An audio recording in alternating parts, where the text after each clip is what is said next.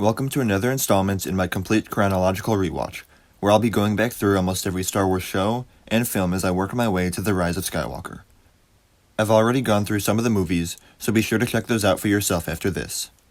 Today we're going over the Clone Wars Season 1, Episode 17, Blue Shadow Virus. Set in 21 BBY, Padmé and Jar Jar are captured while searching for a secret Separatist bioweapons lab, sparking Anakin, Obi-Wan and Ahsoka to try and save their friends and halt the release of a deadly virus. Even though we know that there's a follow-up episode that shows not everything with the mission went perfectly smooth, this works much better as a standalone episode than I remembered. It doesn't end on a cliffhanger, every problem is solved and wrapped up with a bow.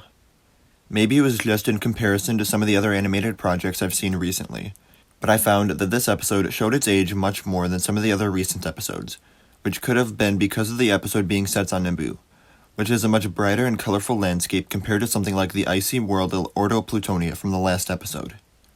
The animation was still pretty and full of colors, but I specifically noticed that the Naboo landscape looked more like a solid drawing than fluid animation. The older and blockier character designs were also jarring for me.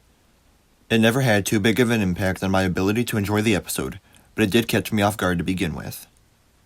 There's a lot that happens in this episode, so especially at the beginning it felt very fast-paced. The dialogue is direct, and there isn't a lot of time spent fleshing things out other than explaining what the Blue Shadow virus is.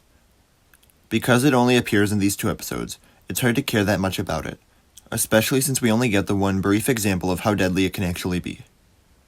Dr. Vindy makes for a decent one-off villain in the episode.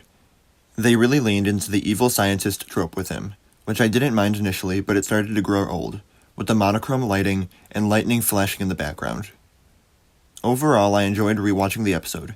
It was better than I expected. The action is good, and like I already said, it is paced fast, so it helps it flow better. There just wasn't anything specific that stood out to me as the key reason I enjoyed it. Maybe it was just that this episode is the first episode in a while to bring together most of the main protagonists of the series. It starts with Padmé and Jar Jar, but Anakin, Ahsoka, and Obi-Wan come in later. Ahsoka didn't necessarily get much to do, but I do know she has a larger role next episode. Let me know what you think of this episode in the comments below, and where it ranks among your favorite episodes. Remember to like the video, and subscribe to stay up to date with my chronological rewatch. As always, thank you all for watching, and remember, the Force will be with you. Always.